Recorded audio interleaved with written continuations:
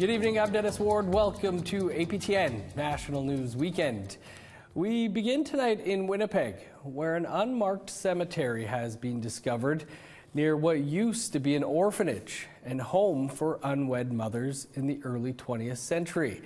The orphanage had a high death rate, and it's believed there may be an unmarked graves of children and infants. Sav Jonesa has more. An attempt to preserve a forest in South Winnipeg took a turn with the discovery of an unmarked cemetery for a former orphanage and home for unwed mothers. Advocates are now calling on the city to hold off developing the area and to investigate. Shelley Sweeney, Archivist Emerita for the University of Manitoba, is the one who found the site while researching LeMay Forest in Winnipeg's St. Norbert suburb. A member of Ours Winnipeg, a green space advocacy organization who want the forest to be preserved.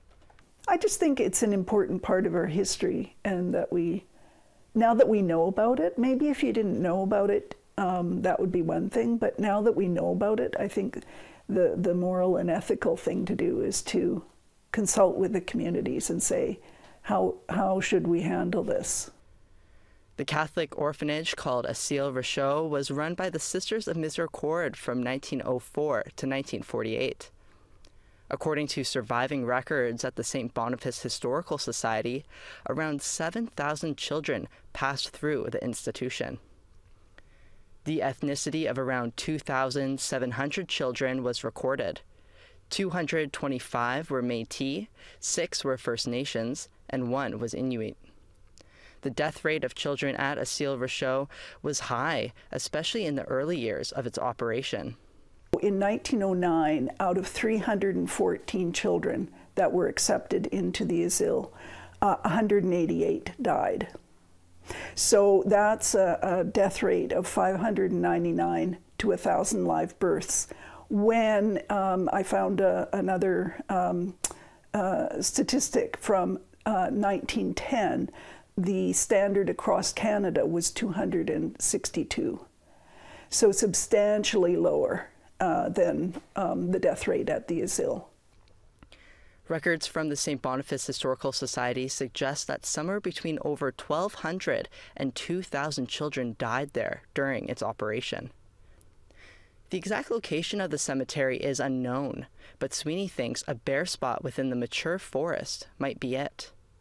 According to Sweeney, an unmarked grave is believed to have stored multiple human remains of some of these children. The cemetery was divided into quadrants, and for the children whose parents or parent could not pay for a separate burial, or a separate burial plus a headstone, that they would open, but it doesn't say what, a trench, a pit, and that the children would be buried at that time. Various sources and reports contradict whether the remains were moved and the cemetery deconsecrated after the orphanage closed. Assembly of Manitoba Chiefs is now asking the City of Winnipeg to investigate. APTN obtained a letter sent by Grand Chief Kathy Merrick to Winnipeg's Mayor, Scott Gillingham. It reads, in part, "We take this news very seriously, and our hearts go out to the family and nations of these little ones who were not given the opportunity to return home, even after they died. It is with heavy hearts but solid determination we will seek to repatriate these little ones so they can be laid to rest in the care of their loved ones." Sweeney and other members of Ours Winnipeg presented their findings to the City of Winnipeg Council earlier today. Sav Jonesa, APTN National News, Winnipeg. The National Indian Residential School Crisis Line is available for survivors and others who might need support. That number is 1-866-925-4419. Well, September 4th, 2022 is the day many will not forget. It was the day 11 people lost their lives and 17 others injured in the tragic stabbings on James Smith Cree Nation. Our Saskatchewan video journalist Rachel May spoke with Vanessa Burns, the ex-partner of the killer and the daughter of one of his victims. As the James Smith Cree Nation inquest is set to begin next week, Vanessa Burns is feeling a lot of emotions. More anxious than and nervous at the same time. Burns is the ex-partner of Miles Sanderson, who was identified as the sole killer in the stabbing attacks that took place September 4th, 2022. The pair split up in May of 2022, months before the stabbings.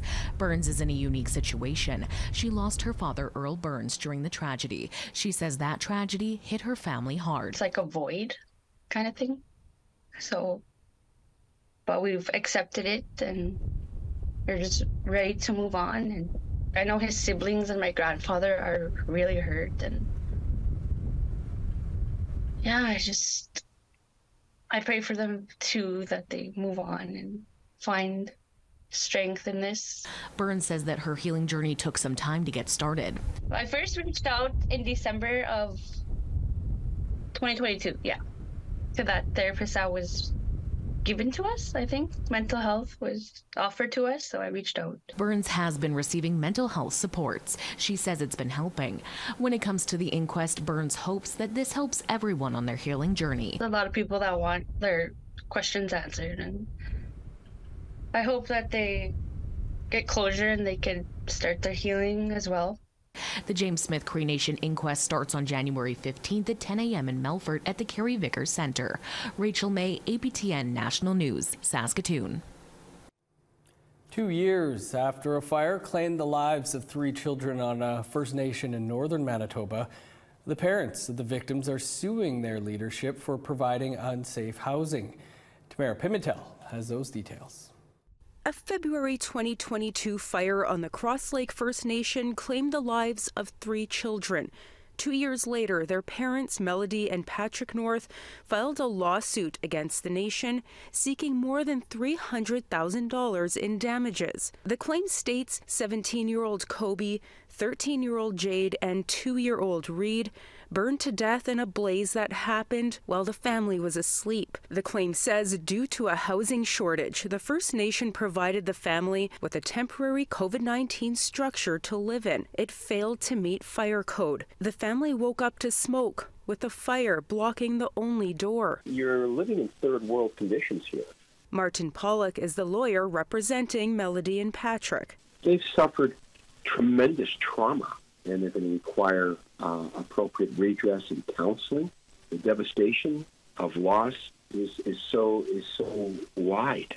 According to the claim, Melody ran to the closest house to call the First Nations Fire Department. They took half an hour to respond and arrived without water or proper equipment to battle the fire. How does a community respond to fire? You know, there was no water. There were no fire extinguishers inside the premises. Statistics Canada shows people living on First Nations are 10 times more likely to die in a fire compared to other Canadians. Arnold Lazar with the Indigenous Fire Marshal Service says overcrowding and improper infrastructure is a recipe for disaster. He says his organization is working on getting smoke detectors and fire extinguishers into remote homes while educating communities. If we can get the people that have the resources to invest in the community, then it works. Pollock says the lawsuit is meant to hold Cross Lake First Nation accountable. The question is, how are we going to address it so that it doesn't happen again? None of these allegations have been tested in court, and Cross Lake First Nation has not responded to our request for a comment. Tamara Pimentel, APTN National News, Winnipeg. Time for a quick break, and then we're off to Edmonton for the latest on the police crackdown on homeless encampments. Stick around.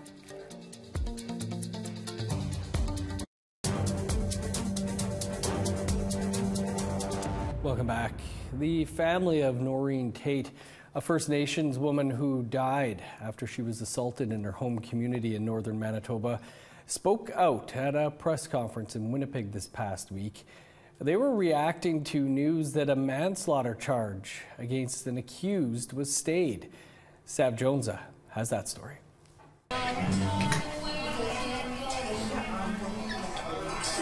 The voice of the late Norine Tate singing her favorite song filled the room of a press conference in Winnipeg today.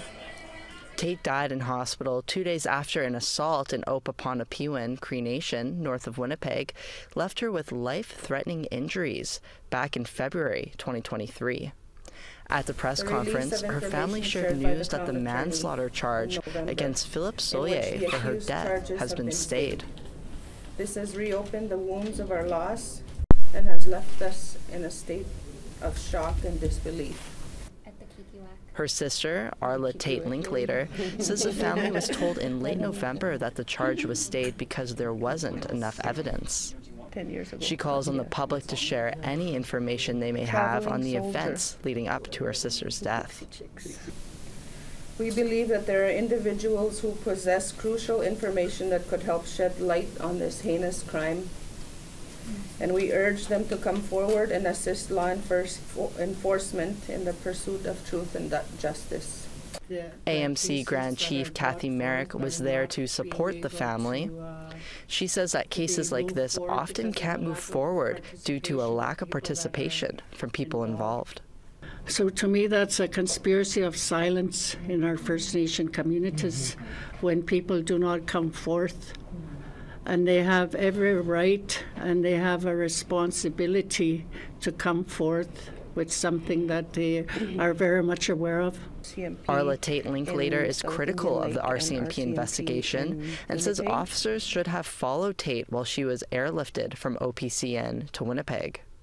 The time that it took the RCMP to get to the hospital in Winnipeg where my sister took her last breath, it's not acceptable. They should have been there. In an emailed statement, the RCMP said the injuries were reported to RCMP on February 19, 2023. Norine Tate succumbed to those injuries on February 21, 2023. An arrest was made and charges were laid on March 6, 2023. Sav Jonesa, APTN National News, Winnipeg. An emailed statement from the prosecutor's office reads in part, the Crown directed a stay of proceedings because the evidence was insufficient to prove this accused had the exclusive opportunity to commit the unlawful act in question. Edmonton police closed down encampments of homeless people in the city this past week. It's been nearly 1 week since police found a body as they tore down the 7th site. APTN's Chris Stewart has been following that story. On Sunday, Edmonton police dismantled the 7th of 8 encampments they have deemed a public safety risk after a temporary court order gave them permission. Justice Kent Davidson gave them a temporary court order to do so 3 weeks ago. But he also said those moved must have shelter space available to go to. In a release, the city says they were informed by the province that there was enough shelter space for those who want it.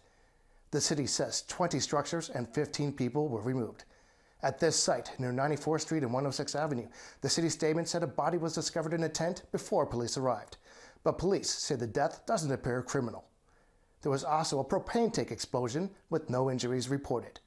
The city says the explosion and finding the body are not related. Temperatures have dropped sharply with lows well into the -30s this week. Jim Gurnett is a housing advocate and says that with this extreme weather, many of the people who have been displaced will not be in shelters and will be facing the elements without protection. People are going to be struggling to try to stay warm in a much more extreme setting than if we had just left them. It's really a nasty thing to do with this weather change. On Thursday, a hearing in an Edmonton court will determine if the Edmonton police can continue dismantling encampments. Chris Stewart, APTN National News, Edmonton. Here's Chris again now with more on how Edmonton police handled the eviction of the last encampment later in the week.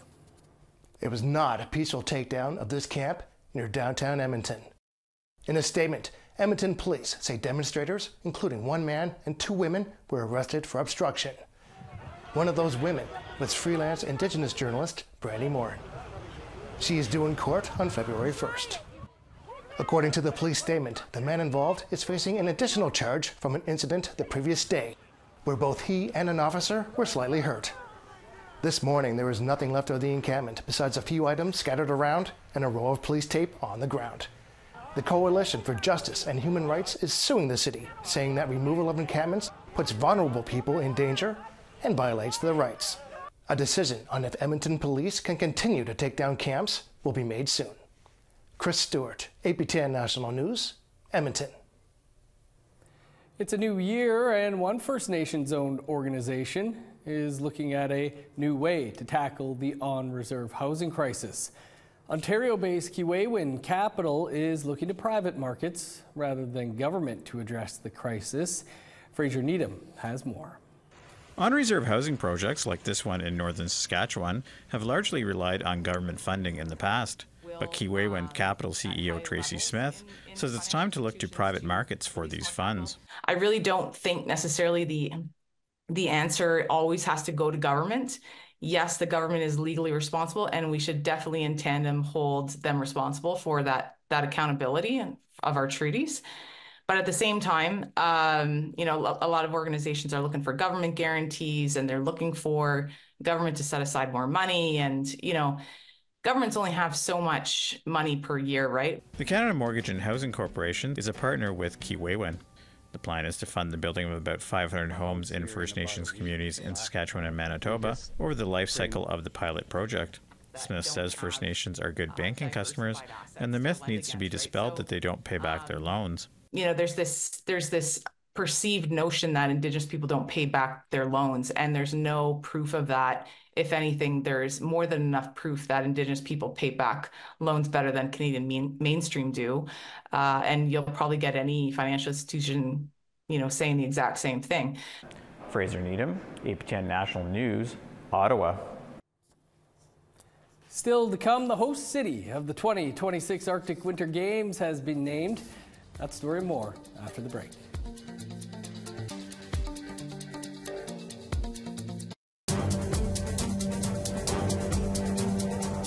Welcome back. Two remote Clecho-Dene communities are once again about to be connected to the rest of the Northwest Territories by winter road. Our reporter Charlotte Moore-Jacobs traveled to Wati to get a sense of the significance. It's a sight for sore eyes, kicking off construction of the Clecho Winter Road in the Northwest Territories. Project manager Tyler Duluth says after months of planning and profiling, a crew of 34 people are responsible for making this critical piece of infrastructure possible. Last year we used 56 pieces of equipment, from generators, snowcats, water trucks, graders, all that sort of stuff. This year we started on the 4th of December, and we're looking for construction to end on March 2nd.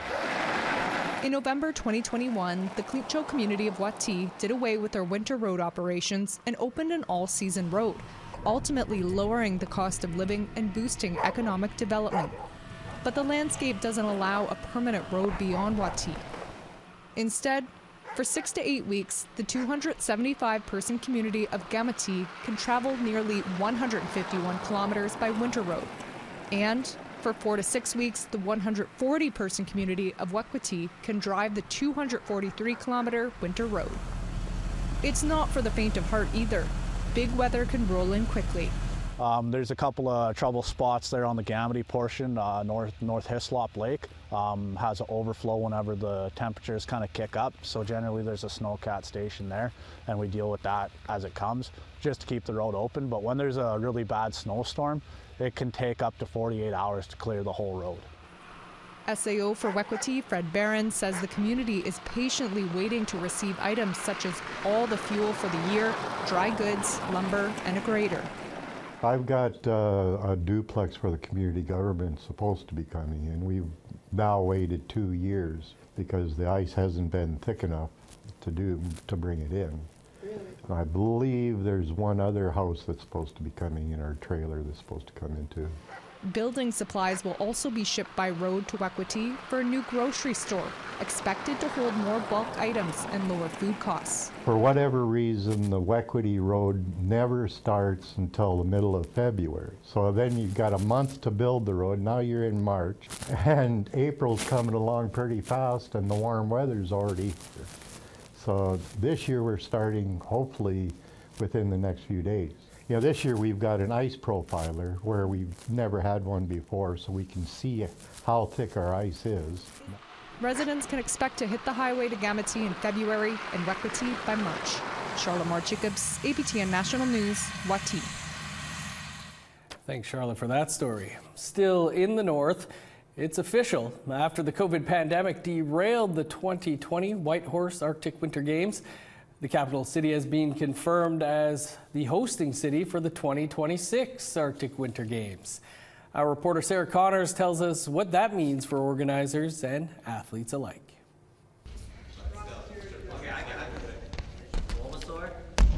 These Yukon athletes are practicing for the 2024 Arctic Winter Games.